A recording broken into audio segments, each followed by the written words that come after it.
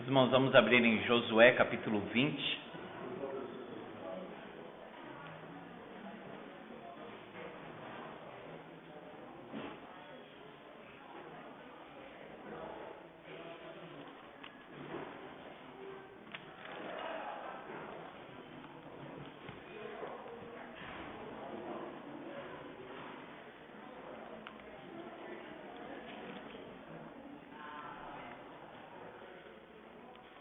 Vamos ler do versículo 1 até o 9, até o final do capítulo.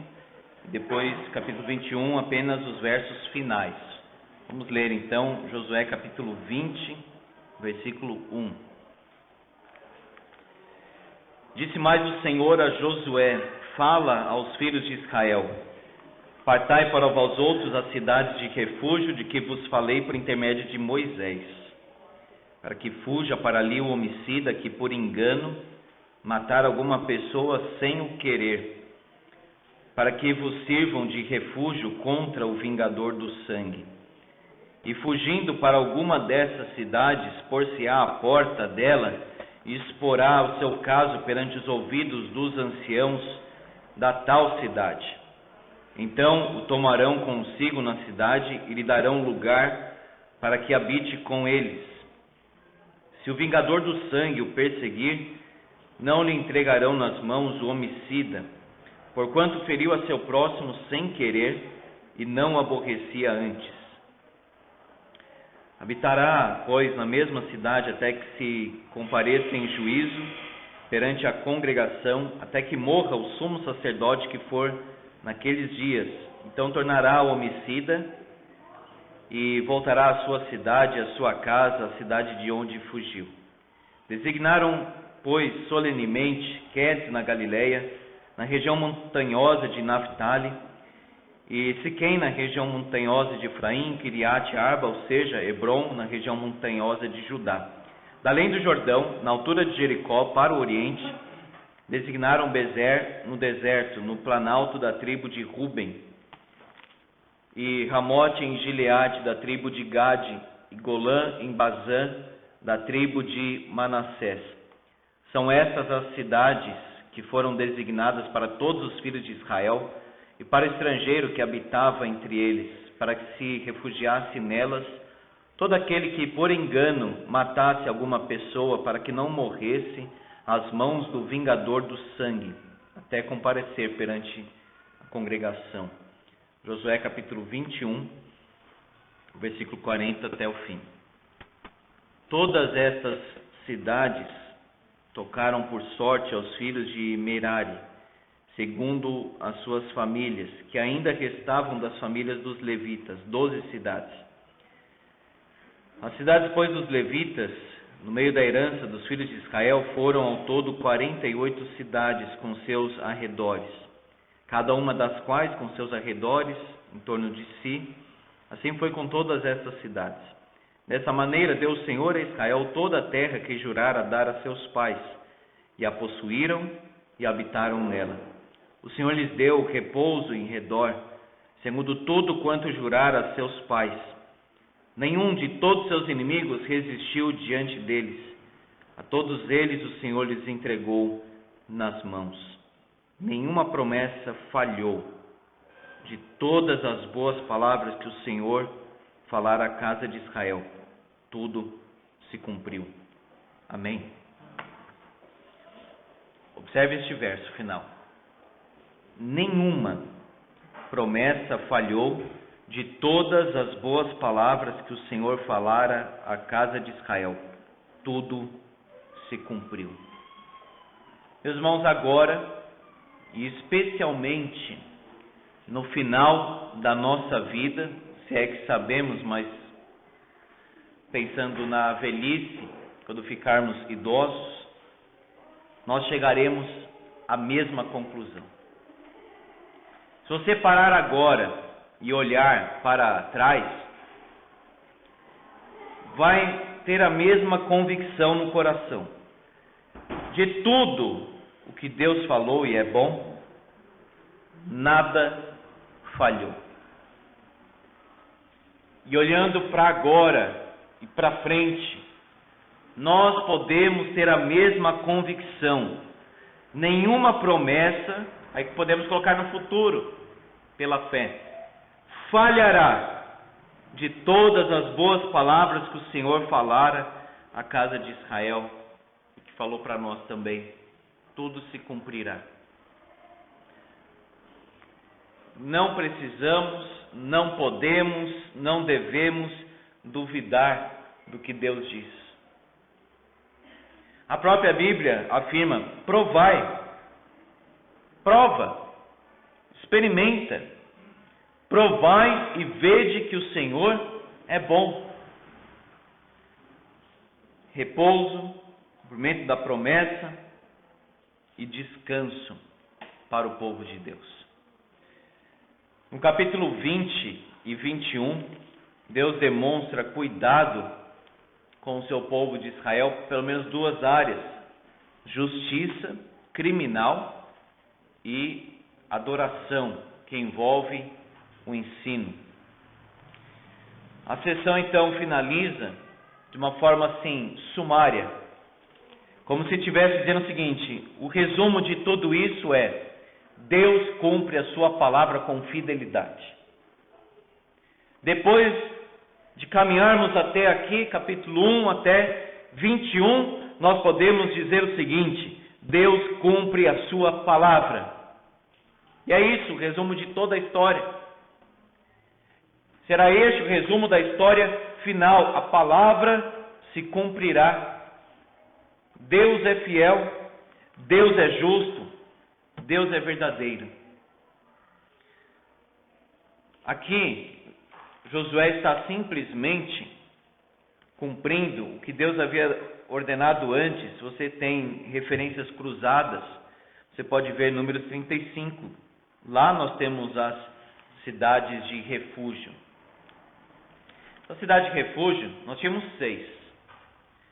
3 de um lado do Jordão, 3 do outro lado do Jordão, para contemplar, digamos assim, o território todo de Israel.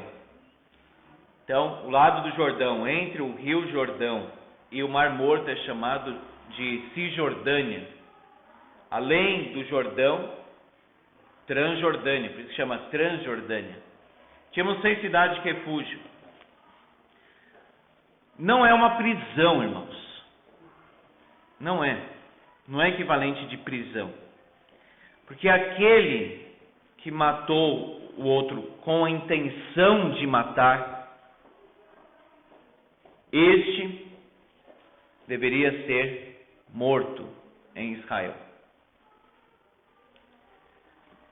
Mas, pastor, nós estamos na época do Senhor Jesus. É muito perigoso esse argumento.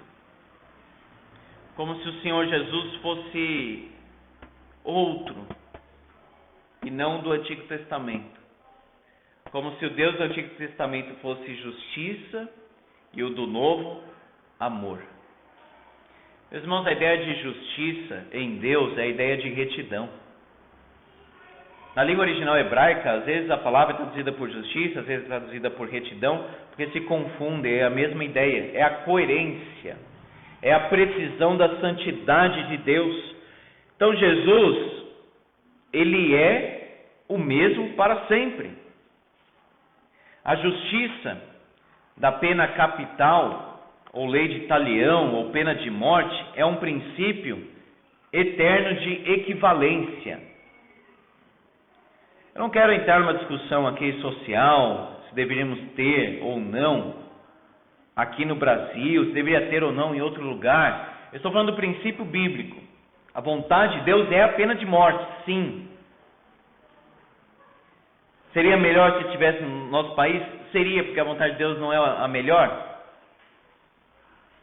Então, Gênesis 9, não é Moisés aqui. Não é um período nem patriarcal, é Noé. Gênesis 9, 6. Se alguém derramar o sangue do homem, pelo homem se derramará o seu. Porque Deus fez o homem segundo a sua imagem. O homem continua sendo imagem de Deus hoje.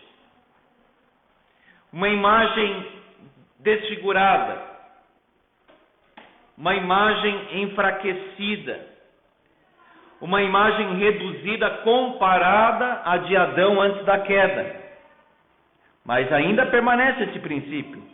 Deus fez o homem segundo a sua imagem e semelhança, que é a mesma coisa. Então o princípio aqui é de equivalência. Derramou sangue, deve ter o seu sangue derramado também. Isso é um princípio de equivalência de justiça.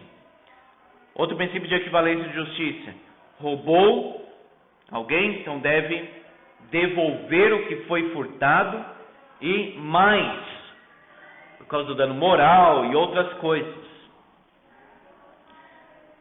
Agora, no nosso país, infelizmente, alguém entra numa creche, e nem vou mencionar o que aconteceu ali para não desgastar o coração dos irmãos, mas vocês sabem o que aconteceu lá. E qual que é o sentimento? De impunidade. Não vai acontecer nada. Vai preso. E ainda tem uma expectativa de ser redimido. Ah, mas e se ele conheceu o Evangelho? Amém. Mas o que fez deve pagar. É uma coisa diferente da outra. O Evangelho deve ser pregado para qualquer pessoa, não importa o que tenha feito. Mas a justiça deve ser cumprida. Em Romanos capítulo 13, quando o Estado age da forma ideal, e esse é o contexto de Romanos 13, quando o Estado está agindo como ministro de Deus, de uma forma coerente com o Senhor. Diz o texto que Deus entregou para o Estado a espada, para castigo dos que praticam o mal. Pergunto, na época de Roma, especialmente, para que serve uma espada? Para matar. Tiago, capítulo 4, diz que nós não podemos amaldiçoar com a língua, falar mal, rejeitar, desprezar, condenar, tudo isso significa amaldiçoar, porque os homens foram criados à imagem e semelhança de Deus. Tiago, capítulo 4. Capítulo 3, perdão. Com a língua nós bendizemos ao Senhor e Pai, também com ela amaldiçoamos os homens, feitos à semelhança de Deus. Tiago 3, 9. Toda pessoa humana, porque nós temos a pessoa divina, toda pessoa humana, todo homem que nasce nesse mundo, é portador da imagem e semelhança de Deus. Portanto, que tristeza a prostituição, porque o corpo também reflete a imagem de Deus, porque o corpo é a expressão da alma. E ainda mais quando tira a vida do seu semelhante. É o que Deus disse para Caim: o sangue de Abel clama a mim, quer dizer, algo de justiça deve ser feito, porque você derramou o sangue do seu irmão. Pregando aqui para os policiais, um deles disse: pastor, como que eu vou ser cristão se às vezes eu tenho que tirar a vida de alguém? Eu falei: você faz isso para a glória de Deus, porque Deus é justo. E você agrada a Deus quando faz isso de uma forma coerente, num princípio de defesa e de justiça. É óbvio, irmãos, não está falando de uma coisa arbitrária. Então é a vontade de Deus, sim, a defesa, a pena de morte. E quando há uma falha no sistema, Deus quer, como nós vimos no Salmo 128, a defesa da família. E não somente aquele sentimento, não, nós estamos aqui para resgatar vidas. Sim, mas Deus também ordenou a justiça, a lei, a penalidade. Por isso que fica esse caos completo, porque as pessoas pensam o seguinte: eu vou bater na professora, eu vou bater no meu pai, eu vou matar livremente, no máximo, se muito, vou preso. Na Bíblia não tinha isso não. E é por isso que funcionava em termos ideais. Nós devemos olhar então para a palavra de Deus, meus irmãos. Essa não é uma discussão, digamos assim, de ordem política ou partidária. Não estou pensando em nada disso. Estou pensando na palavra de Deus. Separado de qualquer linha, digamos, política ou de inclinação, eu estou falando da palavra de Deus. O princípio de equivalência, de justiça, é o princípio aqui espelhado nas cidades de refúgio. Em Números fala quando a pessoa tem a intenção de matar, quando a pessoa não tem a intenção de matar. Uma coisa é assassinato, outra coisa é o chamado homicídio culposo, né? Homicídio culposo, sem a intenção de matar. Número 35 fala sobre isso. Vai abrindo, por favor, a Bíblia para acompanhar. É melhor porque aí os irmãos vão acompanhando na palavra de Deus. Isso traz familiaridade com a Bíblia. E também os irmãos podem observar na palavra o que eu estou falando. Número 35, versículo 16. Todavia, se alguém ferir a outrem com instrumento de ferro e este morrer, é homicida. O homicida será morto. Aí cita vários casos aí em que mata com pedra e etc. Aí versículo 22, eu quero enfatizar isso aqui agora.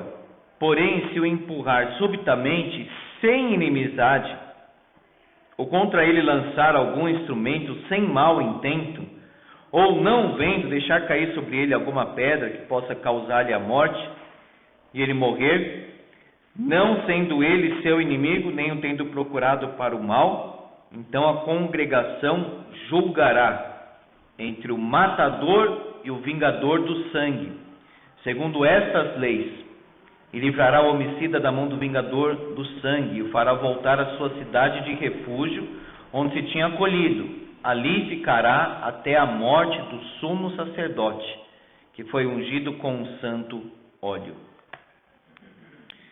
Nós temos aqui então o princípio primeiro. Deus é real.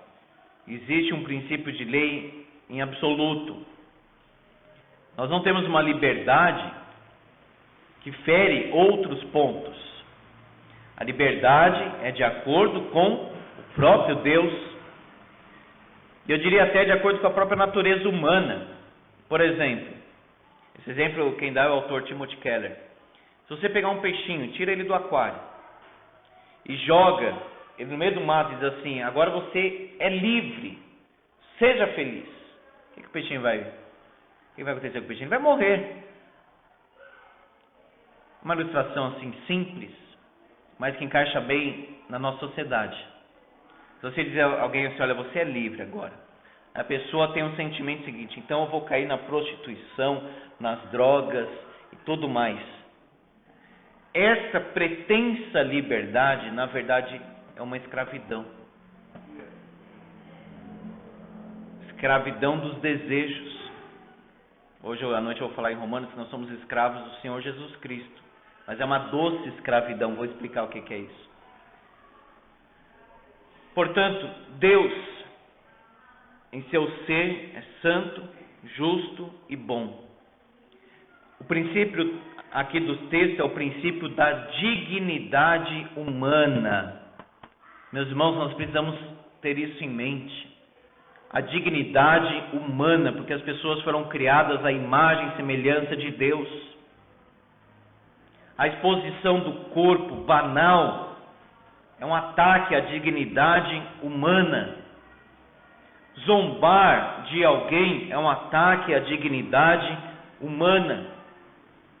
Tirar a vida de alguém ou até ferir ataca a dignidade humana. Então quando alguém diz assim: mas por que na Bíblia tem a pena de morte?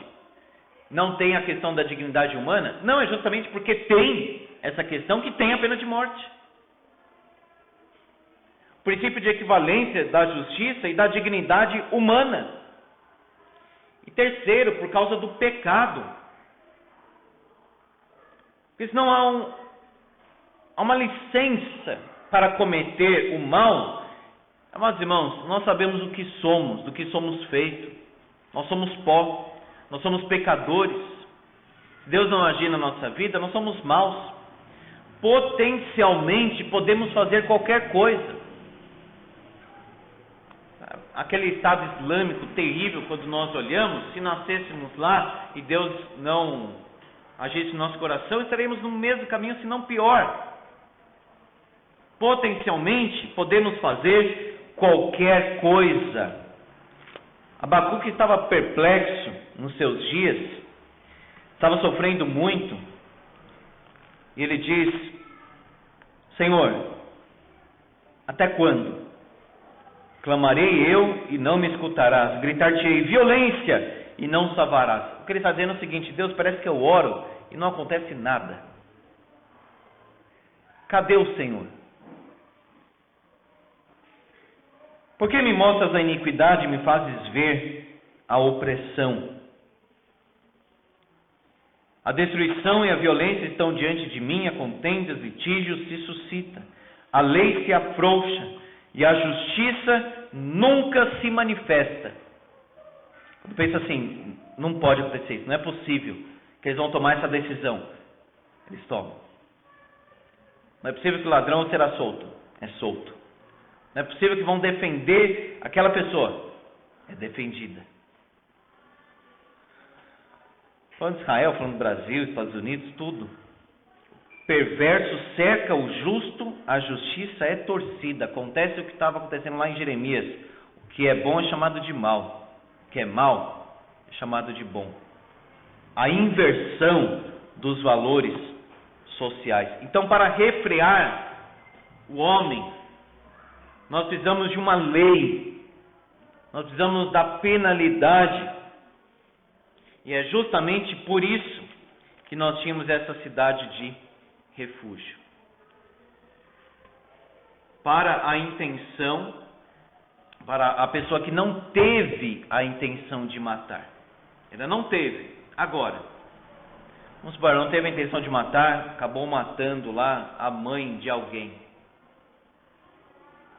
O filho dessa mãe que faleceu vai querer vingança. É a tendência do coração humano, é a vingança. É querer o mal do outro. Então Deus diz o seguinte: este que não teve a intenção de matar, de fato ele é culpado porque ele matou, mesmo não tendo a intenção, viu? Depois eu vou explicar isso. Ele deve ficar na cidade de refúgio, porque ele não teve a intenção. Havia um julgamento, teve a intenção, então ele deve morrer. E o vingador era o primeiro a matar. Não teve a intenção de matar. Não teve a intenção de matar. Então ele vai para uma cidade de refúgio. 3 a leste, 3 a oeste, em Israel. Dos dois lados, nos dois sentidos, Deus está valorizando a sua própria justiça. E Deus está valorizando também a dignidade humana, que tanto se perdeu. Isso nos ensina, irmãos, que nós não podemos também dar vazão, livre vazão, à nossa vingança pessoal. É muito fácil imaginar algumas coisas assim quando nós não estamos na pele de alguém.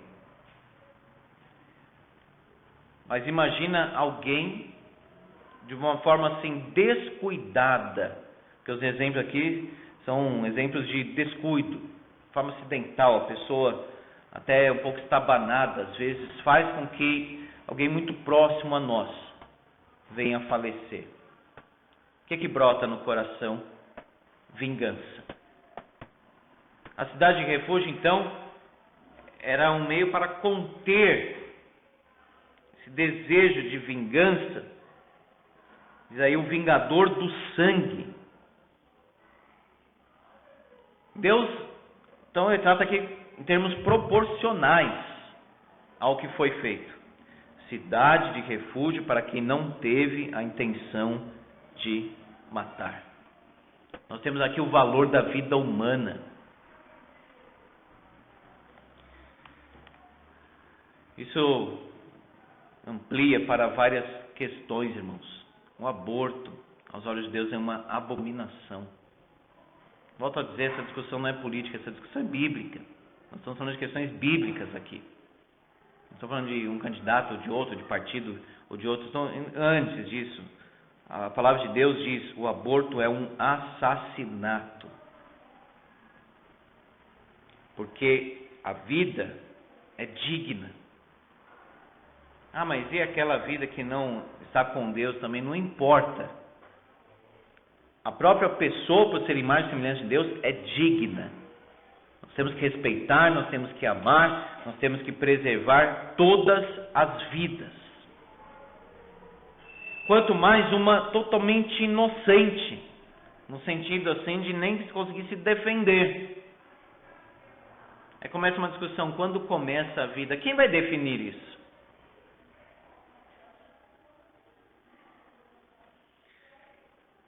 A dignidade humana, ela está caminhando, irmãos, para algo tão terrível, que nós perdemos aquilo que Paulo diz em Romanos capítulo 1, o afeto natural.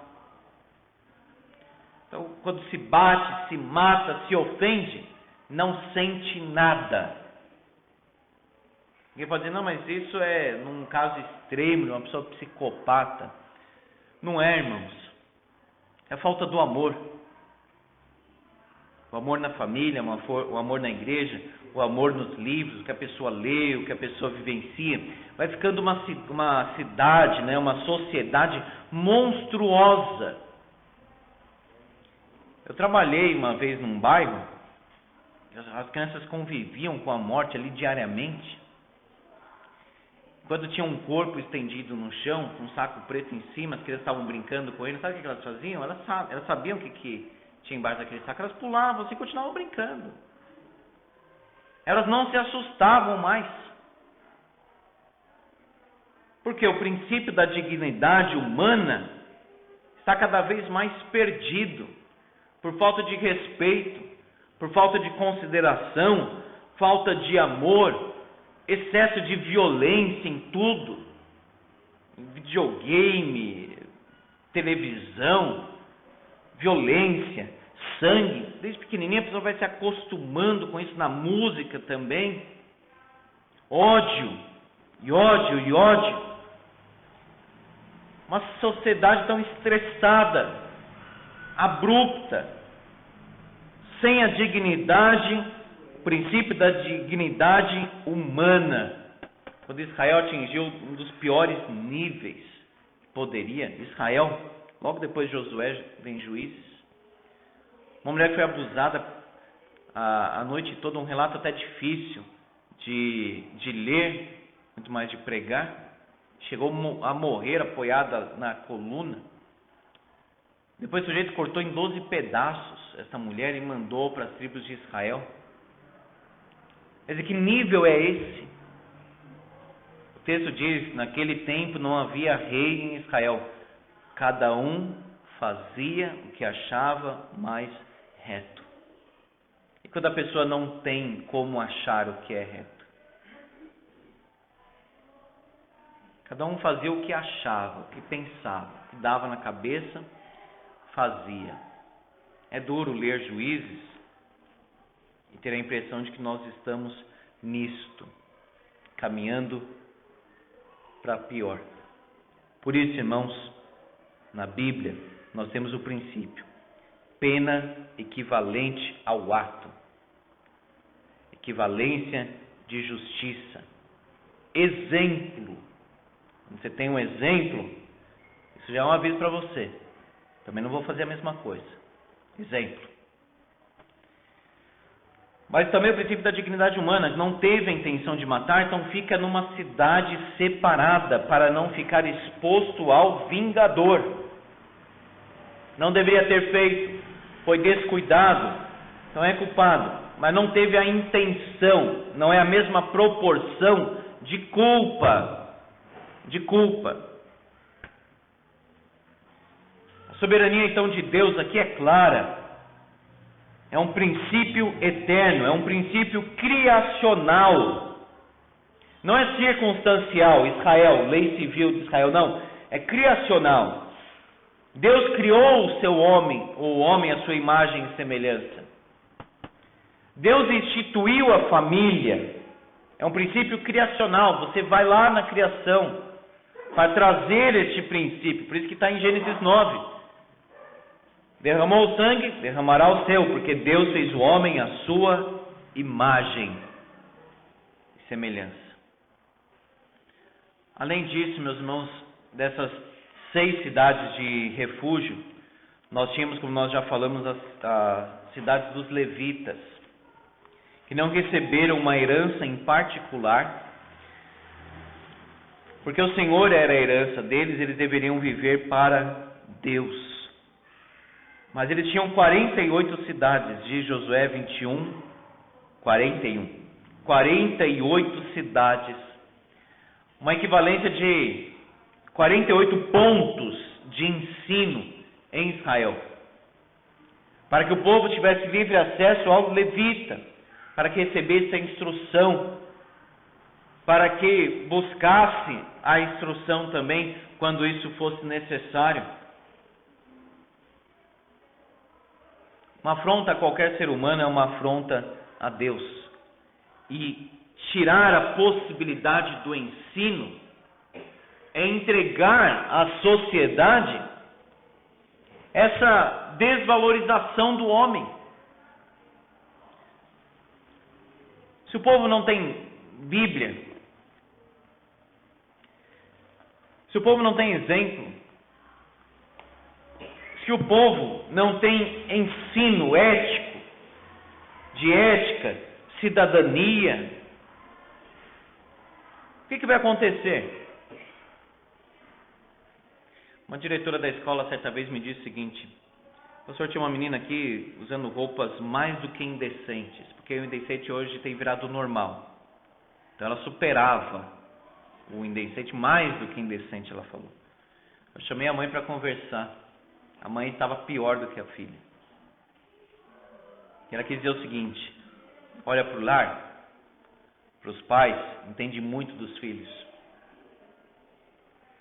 Então quer dizer, como aquela menina poderia de fato ser diferente, ter mais dignidade humana? Não estou falando de ser crente só, estou falando da questão da dignidade humana, do corpo também. Se ela não via isso dentro de casa, na rua onde ela morava, as pessoas com quem ela convivia, e vai se acostumando com músicas indecentes e coisas indecentes, que às vezes até está assistindo algum vídeo no YouTube, às vezes até interessante, mas no intervalo daquela propaganda é sujeira no rosto das pessoas. E aí? Não tenho a pretensão, irmãos, de ter uma sociedade cristã, porque a nossa pátria está nos céus. O que a Bíblia diz não é que esse mundo vai se tornando cada vez mais cristão, e nós teremos um lar assim tão cristianizado. Não é isso. Mas pelo menos dignidade humana nós deveríamos ter na sociedade. Nós deveríamos ter leis justas e uma convivência, por assim dizer, mais saudável. Mais saudável. Quando Deus espalha então levitas, que são mestres, não só no sentido lá do tabernáculo, mas são mestres da palavra, Deus já está dando um caminho. Olha, vocês precisam de ensino, vocês precisam aprender. Muitas crianças passam mais tempo na escola do que em qualquer outro lugar. É por isso que o mundo vai investir muito no ensino nas escolas. Desconstruindo a educação, vai ser uma ruína, não sobra nada. A mente. Deus falou lá em Romanos 12, sendo assim, rogo-vos, pois, pelas misericórdias de Deus, que apresenteis os vossos corpos por sacrifício vivo, santo, agradável a Deus, que é o vosso culto racional. E não vos conformeis com este século, mas transformai-vos pela renovação da vossa mente. Então, o que está na nossa mente, irmãos, em qualquer sentido, o que nós lemos na Bíblia, o que nós conversamos, o que nós ouvimos, em termos de música até, certamente isso vai influenciar o nosso comportamento, por que não dizer até moldar o nosso comportamento. Por isso que Deus valorizava o ensino da palavra, o que nós estamos fazendo aqui. Deus falando conosco, não o homem falando, ou eu questionando as coisas, não, o que Deus está falando. E os irmãos examinando, procede isso da palavra de Deus ou não procede? Então é Deus falando, vamos viver, vamos cumprir 48 cidades, uma cidade, o território de Israel pequeno, mas Deus espalhou tantas cidades para tantos levitas, porque Ele realmente queria que o povo ouvisse a palavra. Nós precisamos passar tempo com os nossos filhos, irmãos, ensinando. Eu não posso simplesmente dizer para a igreja que a igreja deve ensinar os meus filhos. Não, os pais devem ensinar os seus filhos. É pouco tempo dentro da igreja. Nós que devemos ensinar. A responsabilidade é nossa. A responsabilidade não é da escola, da igreja. Nós educamos os nossos filhos. Nós ensinamos, nós instruímos os nossos filhos na palavra de Deus. Isso pressupõe que nós aprendemos para depois ensinar.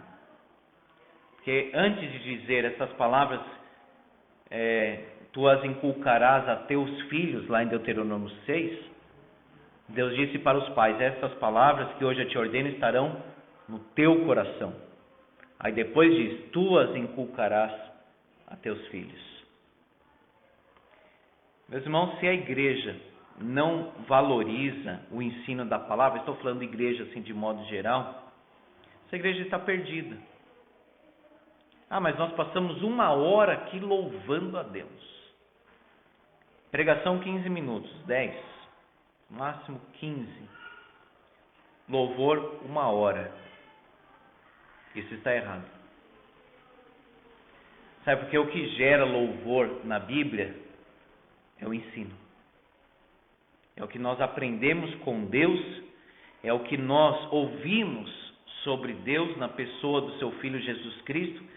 Aí a adoração, o louvor é uma resposta ao Senhor. Por isso, ensino, palavra, leitura. Precisamos ler mais a Bíblia, irmãos. Nós corremos o perigo de sermos distraídos com muitas coisas hoje e dedicarmos pouco tempo à palavra de Deus. Como eu quero viver os versos finais de Josué 21, de descanso em Deus, de vitórias, de ver o cumprimento da promessa, se eu não tenho experimentado essa doce comunhão com o Senhor. Bíblia e oração. Este é o nosso lugar de segurança, é o porto seguro da alma. Bíblia e oração. Nenhuma promessa falhou. O Senhor cumpriu o que Ele jurou. Veja aí o versículo 43. Deu o Senhor a Israel toda a terra que jurara. Ele fez isso com juramento. Versículo 44. Segundo tudo quanto jurara a seus pais. Quando Deus fala, meus irmãos, é a verdade que está sendo dita. Porque a palavra de Deus é digna de total confiança. Temos visto e ouvido, diz João, ou seja, nós experimentamos o que nós estamos falando. O Senhor dá, meus irmãos, o que Ele promete. A Bíblia é uma história de promessa e cumprimento. Veja 2 Coríntios capítulo 1.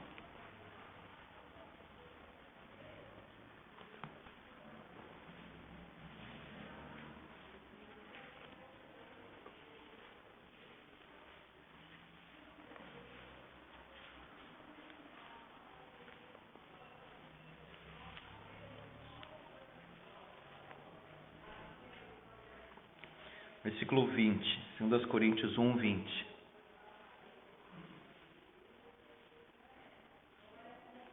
Porque quantas são as promessas de Deus, tantas tem nele o sim, ou seja, nele Jesus.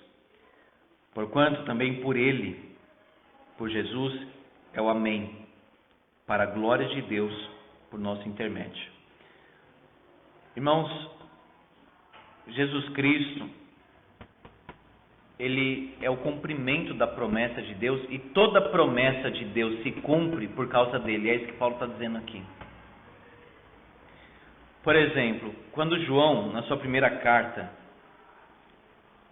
ele não deixa uma dúvida, ele dá uma certeza. 1 João capítulo 1,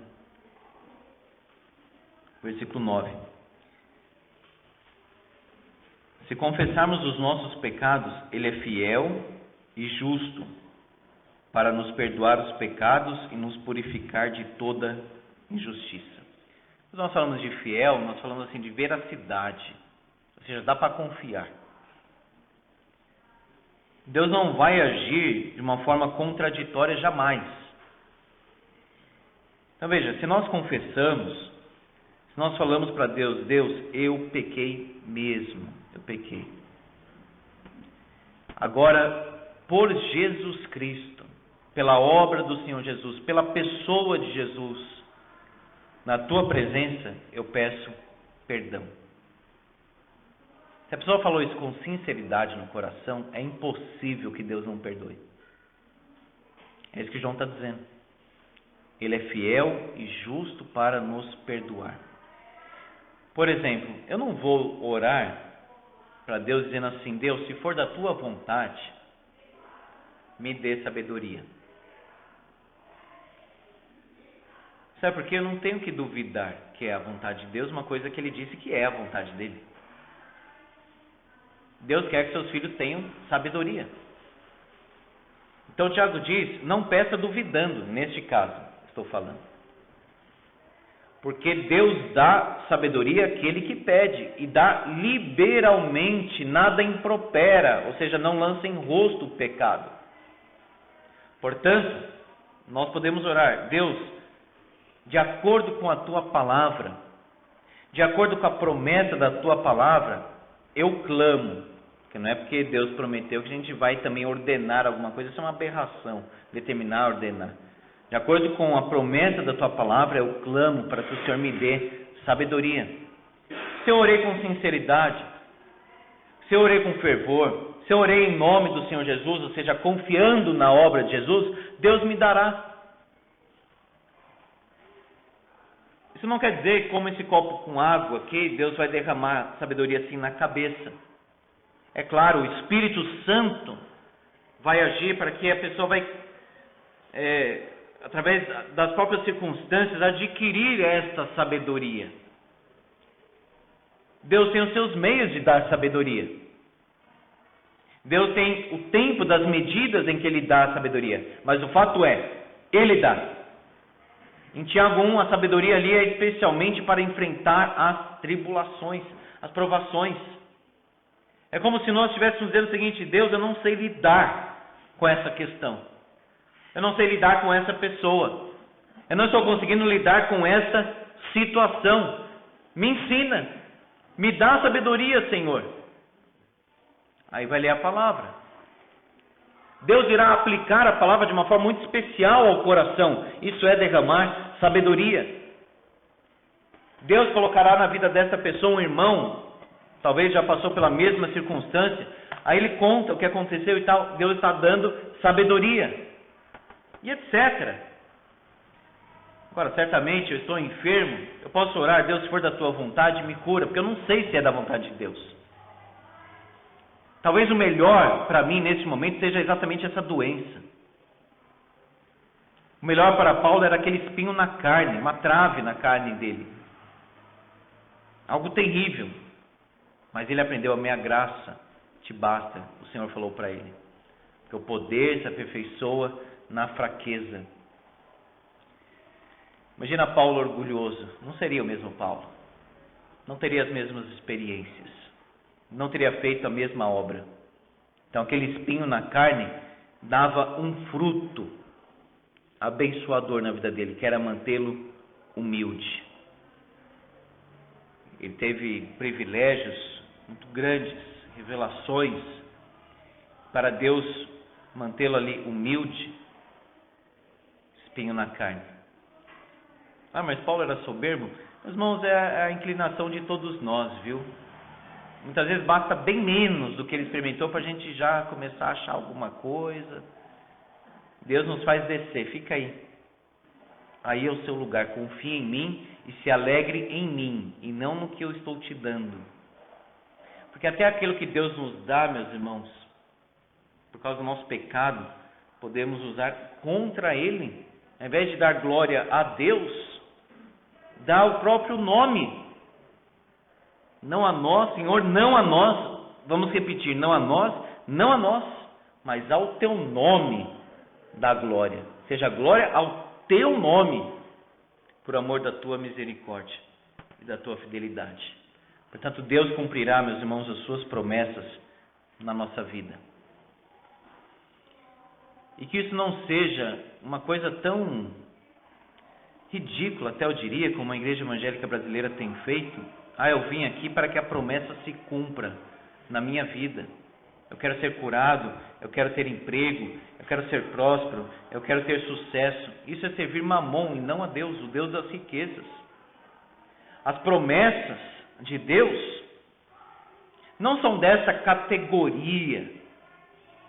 As promessas de Deus é aquilo que Ele falou para nós, das bênçãos, do favor, da companhia, especialmente bênçãos espirituais. Agora, certamente nada vai faltar. Nós pedimos o pão de cada dia porque Deus dará. Filipenses, no último capítulo, Paulo diz: o meu Deus, segundo a sua riqueza em glória, há de suprir em Cristo Jesus. Aí ele fala: cada uma de vossas necessidades. É uma promessa de Deus. Em Cristo Jesus, Ele irá suprir. Então é isso, irmãos, Ele irá suprir. Dá para confiar totalmente. Não precisa de uma campanha, não precisa de 40 dias de jejum, não precisa determinar nada, apenas confiar, entregar, orar. Deus é fiel para cumprir. O que nos compete é santidade. Isso nos compete. O que me compete? Meus irmãos, esse é um grande princípio para tudo na vida. O que me compete? O que Deus está mandando eu fazer? É isso? Não, isso aqui é para aquela outra pessoa. Então deixa a outra pessoa. Se eu puder ajudar, ajudo, converso, não. Mas o que me compete? No relacionamento com Deus, o que me compete? Confiar, consagrar o meu coração e esperar. Deixa Deus agir.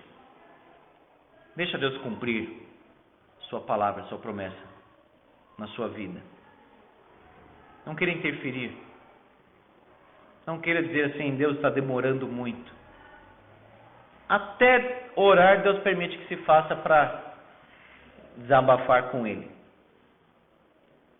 Mas esse desabafo é para curar, não para permanecer assim duvidoso, incrédulo, apressado, querendo pressionar Deus a fazer alguma coisa.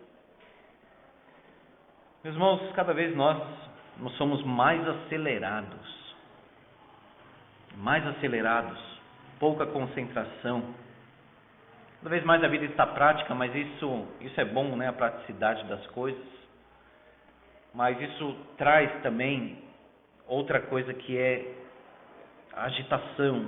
Ser uma pessoa muito acelerada, apressada. Isso é perigoso. Porque Deus não é assim. Por vezes, meus irmãos, Deus, para treinar paciência na minha vida, pode dizer o seguinte: você vai esperar 10 anos para que isso aconteça. Você vai orar por 50 anos até que aconteça. Às vezes vai orar por uma pessoa querida para que ela conheça o Senhor. E sabe quando ela vai conhecer o Senhor? No dia do meu velório. Deus cumpre a palavra dele quando Ele quiser. Mas Ele cumpre. Vamos entregar, realmente entregando. Porque se eu entregar esse álcool gel para alguém assim e voltar na minha mão, não entreguei nada. Entreguei ou não? Não entreguei. O nosso tipo de oração, por vezes, é assim: Deus, eu quero entregar em tuas mãos. Depois a pessoa acolhe assim. Falou amém, já quer resolver o problema por ela mesma. Entregou ou não entregou? Não entregou. Por isso que Pedro fala: lançando sobre ele toda a vossa ansiedade, porque ele tem cuidado de vós. O salmista diz: eu sou pobre e necessitado, porém o Senhor cuida de mim. Deus cuida de mim. Tem uma música linda que diz isso. Deus cuida de mim à sombra das suas asas.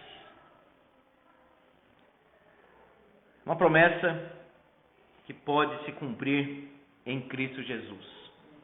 Agora olha só, por que o homicida, aquele que matou alguém acidentalmente, eu expliquei bastante tempo isso, tinha que esperar a morte do sumo sacerdote?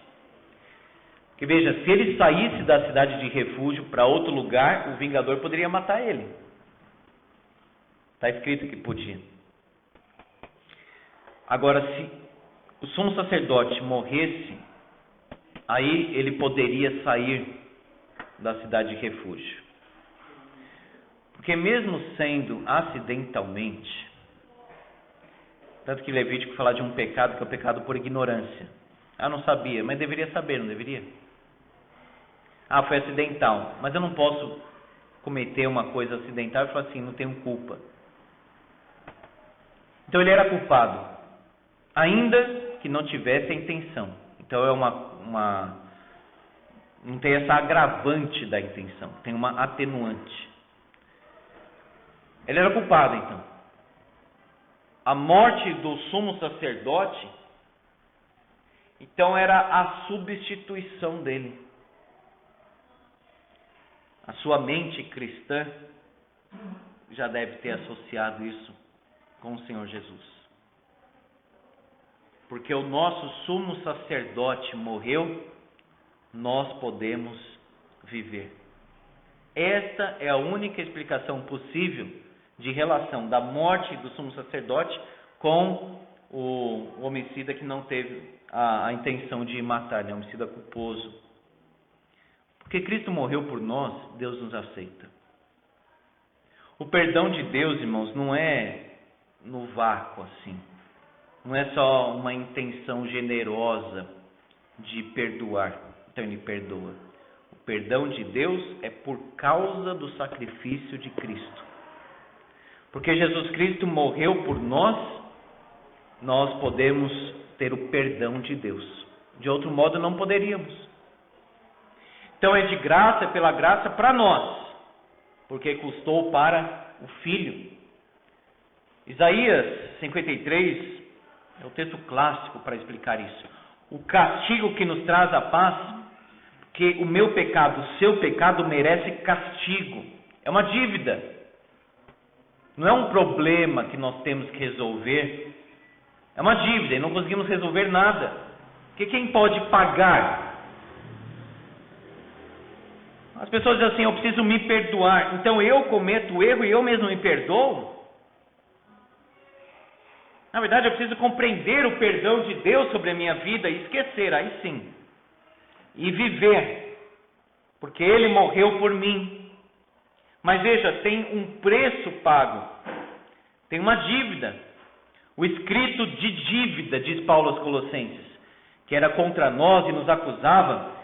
E a palavra grega usada lá era aquele papel que constava o que a pessoa tinha em termos de dívida mesmo. Então constava, está devendo isso, fez isso de errado, isso. Então, está aqui. Você não consegue pagar. O que você faz então?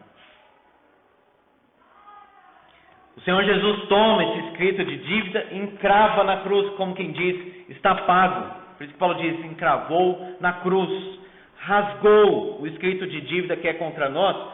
Então agora você olha, aqui tem uma folha impressa, um texto, mas aqui não, vazio. Você olha para o escrito, não tem mais nada. Perdoado, pela graça de Deus, perdoado. Portanto, com a morte do sumo sacerdote, nós temos essa ilustração do nosso fiador, do nosso substituto. Portanto, meus irmãos, quando nós dizemos assim, ele morreu por mim, isso não é um exemplo de um líder. Isso é um sacrifício para a nossa salvação. Estou dizendo que é mais que um exemplo de um líder. Isso outros dariam. Agora, morrer para sermos perdoados, somente o Senhor Jesus. Porque Deus exigiria um sacrifício perfeito. Quem é perfeito?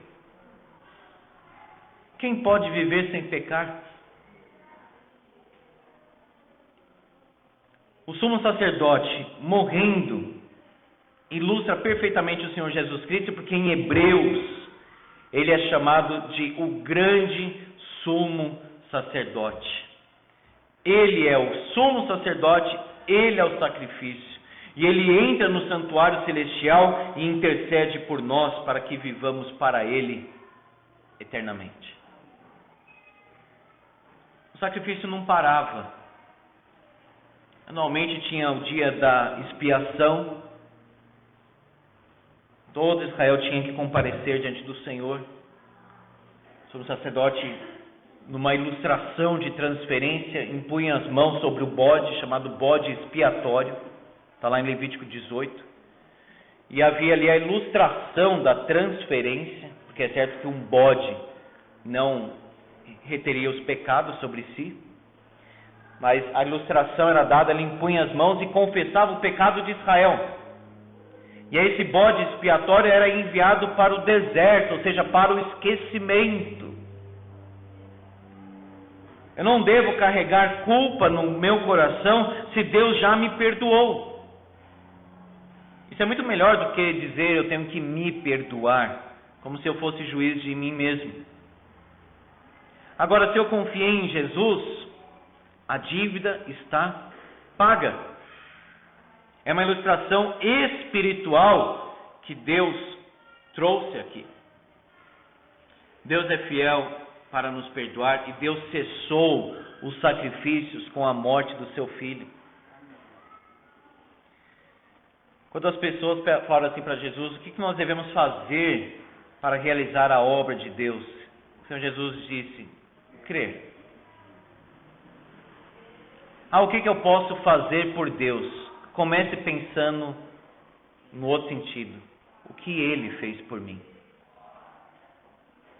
E depois tudo o que você fizer por Ele, isso é muito bom, certamente, é o que Deus quer.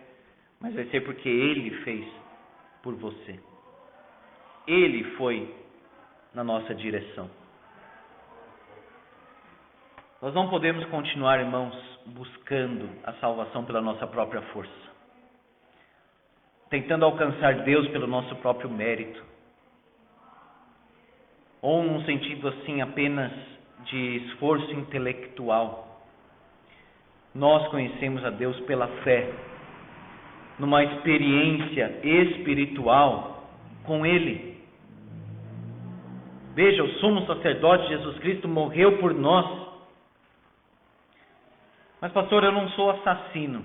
Pior que nós somos, irmãos. Eu não sou adúltero, somos. Basta ler Mateus 5 e 6. Aquele que chamar seu irmão de tolo,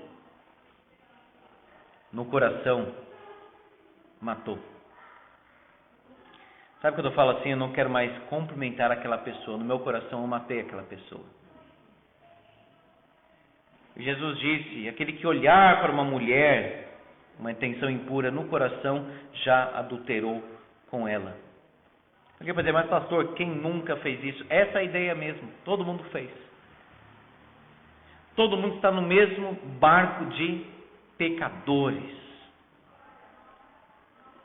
Até que confiemos que o sumo sacerdote Jesus Cristo morreu por nós e nele, por ele, por causa dele e para ele, nós somos perdoados.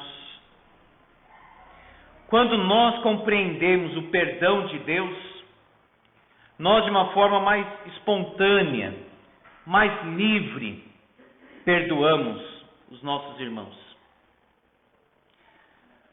Quando alguém diz assim, eu não quero perdoar aquela pessoa, o melhor caminho para trabalhar neste coração o perdão é o seguinte: pense no perdão de Deus. Aquela pessoa não merece. Se é perdão, é porque não merece mesmo.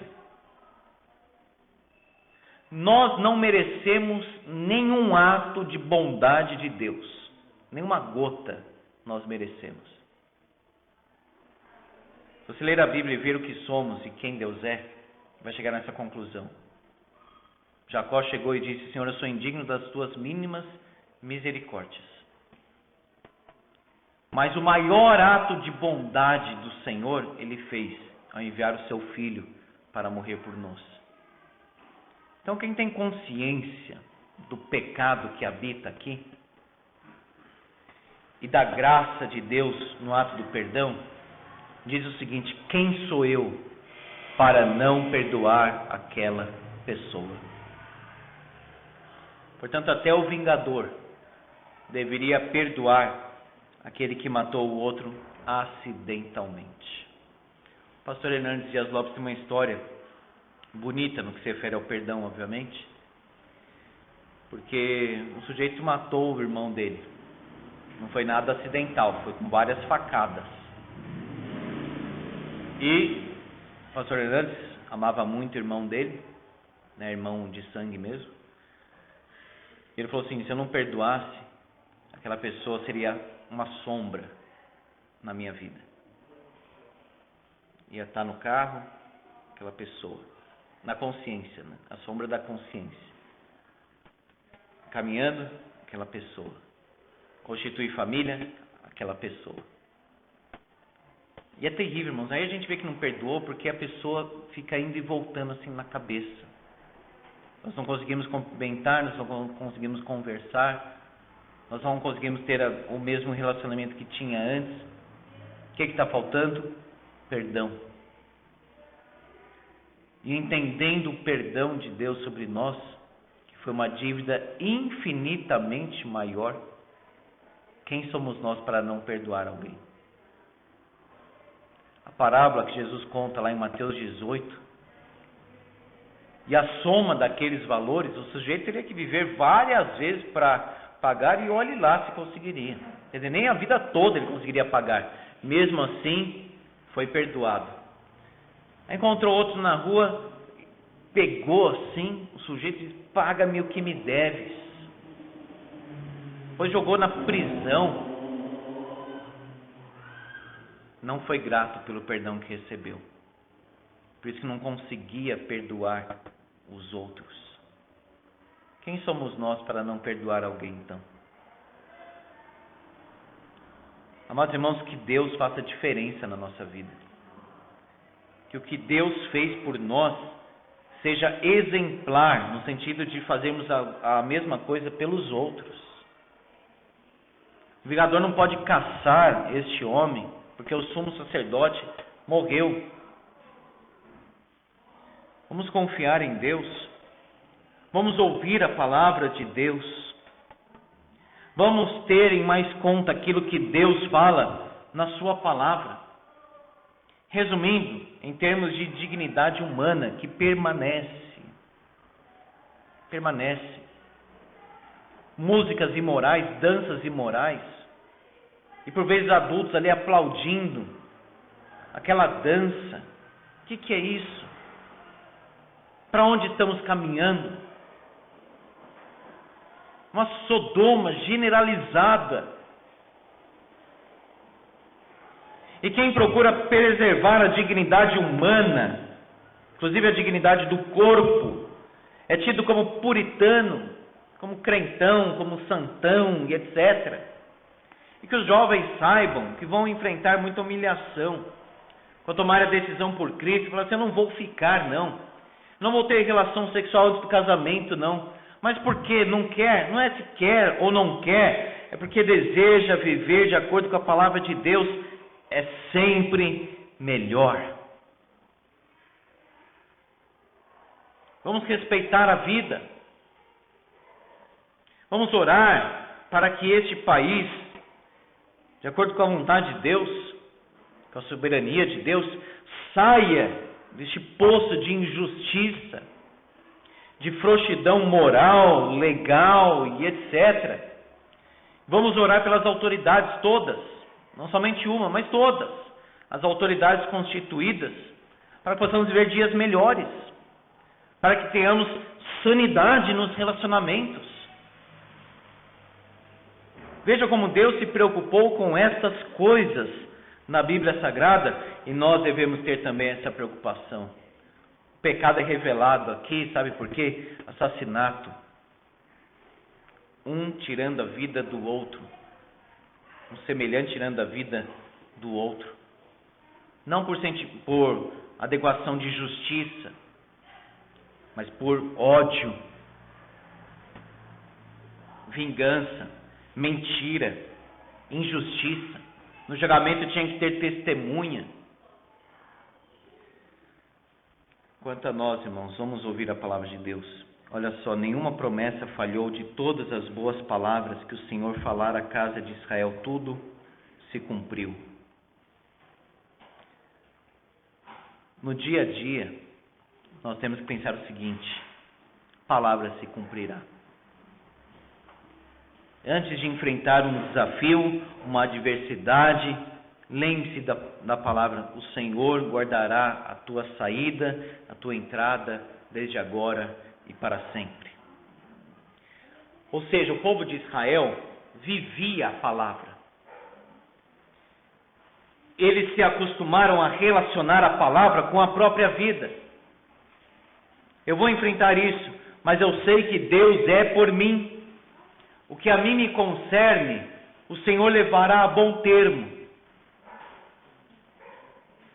Deus abençoará, ainda que eu esteja na Babilônia, como foi o caso de Daniel, ainda que eu esteja no Egito, como foi o caso de José, ainda que eu esteja em Roma, como foi o caso de Paulo e tantos outros. O que a mim me concerne, o Senhor levará a bom termo. Amados irmãos, Deus é fiel. Nós não podemos duvidar do cumprimento da promessa de Deus, porque isso seria equivalente a duvidar do próprio Deus que fez a promessa. Josué, Israel, olhem para trás. Faltou alguma coisa? O nosso Senhor Jesus disse isso para os discípulos: quando eu enviei vocês, faltou alguma coisa? E depois que você realmente entregou a vida para o Senhor Jesus, faltou alguma coisa? Você se arrepende de ter entregado a vida para o Senhor Jesus e caminhar com Deus depois daquele dia, aquela oração? Certamente não. Vale a pena viver com este Deus fiel. Na verdade, não poderíamos viver se não fosse com Ele, através dEle e por Ele. Vamos ler todos juntos o versículo 45 do capítulo 21 de Josué. Nenhuma promessa falhou de todas as boas palavras que o Senhor falara à casa de Israel. Tudo se cumpriu. Amém. Vamos orar. Deus da aliança, Deus da promessa, bendito seja o teu nome eternamente. Obrigado porque vemos que o Senhor é um Deus misericordioso, gracioso, o Deus justo, o Deus santo, o Deus que nos ama. Ó Pai, aumenta a nossa confiança. Não permita que o nosso coração seja inundado pelo medo. Não permita que o nosso coração seja ansioso. Não permita, Senhor, que sejamos pessoas iradas, revoltadas contra a vida e o próximo. Porque isso não convém, isso não combina com o Santo Espírito do Senhor. Dá-nos equilíbrio na vida. Dá-nos, ó Pai, o fruto do Espírito, que não é uma obra humana, é o fruto do Espírito. Que possamos andar no Espírito, que possamos crer, Senhor, que possamos ouvir a Tua voz, que possamos confiar nas Tuas promessas, as promessas inabaláveis da Tua palavra, promessas da redenção, promessas de preservação, de cuidado. Ó Deus, que possamos viver de uma forma coerente com aquilo que nós professamos, que o Senhor é o nosso Pai e cuida de nós. Ó Deus, nós pedimos que o Senhor tenha misericórdia das nossas fraquezas, dos nossos pensamentos tão pequenos acerca do Senhor. Muitas vezes a futilidade da nossa vida. Ó Deus, que os nossos pensamentos sejam alargados, que o nosso coração confie no Senhor. Como disse a Tua palavra, confia no Senhor de todo o teu coração e não te estribes, não te apoies no teu próprio entendimento. Reconhece-o em todos os teus caminhos e Ele endireitará as tuas veredas. Israel confia no Senhor. Nós não queremos confiar em príncipes ou em cavalos. Nós não queremos confiar na nossa força, no nosso braço. Nós queremos confiar no Senhor. Em Ti, nós estamos e estaremos seguros para sempre. Deus, agora em particular, cada coração aqui, coloca diante do Senhor uma causa, uma necessidade, uma angústia, uma aflição. Atende, Senhor. Olha para nós. Ajuda-nos.